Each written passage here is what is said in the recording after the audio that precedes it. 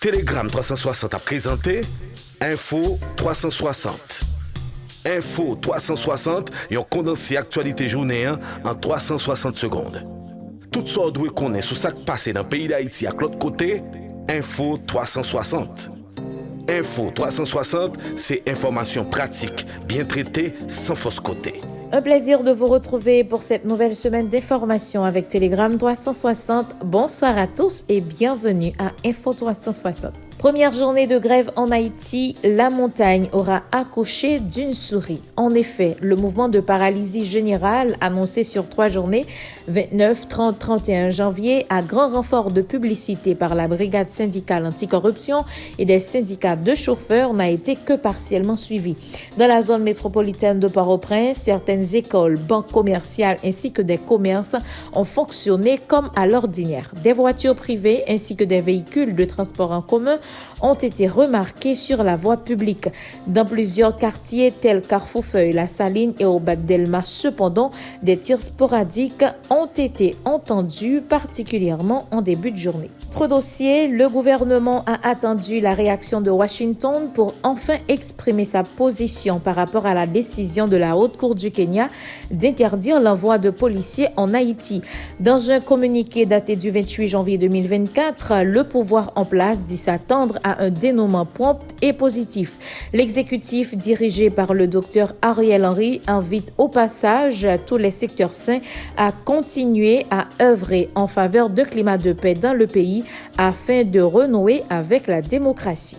Dans un communiqué publié le 27 janvier, le département d'État américain a rappelé justement que l'engagement des États-Unis envers le peuple haïtien reste inébranlable. Nous réaffirmons notre soutien aux efforts internationaux en cours pour déployer une mission multinationale d'appui à la sécurité en Haïti. Des propos qui ont été repris par le chargé d'affaires américain à Port-au-Prince. Autre sujet, Martine Moïse est renvoyée par devant le tribunal criminel par le juge Walter Wesser-Voltaire dans le cadre de l'assassinat de son mari. Selon Métronome, le magistrat instructeur a émis depuis le 25 octobre 2023 un mandat d'amener contre l'ex-première dame de la République pour vol à main armée, tentative d'assassinat, association de malfaiteurs au préjudice de Jovenel Moïse. Le juge Voltaire, dont le mandat est arrivé à terme le 26 janvier dernier, n'a pourtant pas remis son ordonnance. Restons dans le secteur de la justice. C'est ce lundi 29 janvier 2024 que prend fin le mandat du juge d'instruction Al Duniel Dimanche, qui aura bouclé les 3 ans prévus dans l'exercice de cette fonction. Peu connu du grand public jusqu'à très récemment, le magistrat s'est illustré notamment par une série de décisions spectaculaires ces derniers mois, notamment l'émission de mandats d'amener et d'interdiction de départ à l'encontre d'anciens hauts dignitaires de l'État dans le cadre du dossier de corruption au Centre national des équipements. Tout ça doit connaître sur ce qui passe dans le pays d'Haïti à l'autre côté, Info 360. Info 360, c'est information pratique, bien traitée, sans fausse côté. Sur le plan international, la gouverneure du Massachusetts, Maura Healey, a décidé de reloger les migrants qui dorment à l'aéroport Logan.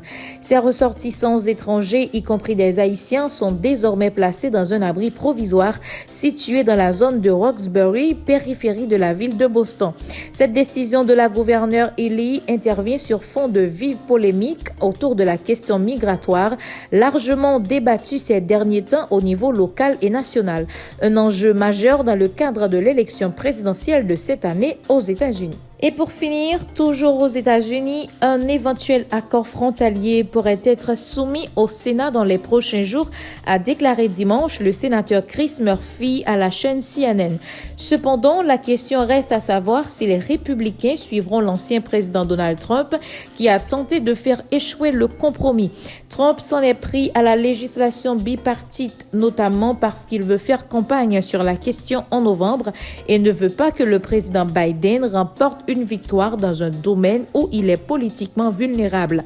Les éléments de l'accord comprennent une nouvelle autorité qui permet au président américain de fermer la frontière entre les ports d'entrée lorsque les passages illégaux atteignent des niveaux élevés, la réforme du système d'asile pour résoudre les cas dans un délai plus court et l'accélération des permis de travail. Fin de la première sortie d'Info 360 pour cette semaine. Merci de l'avoir suivi. Au revoir et à demain. Info 360, une présentation Télégramme 360.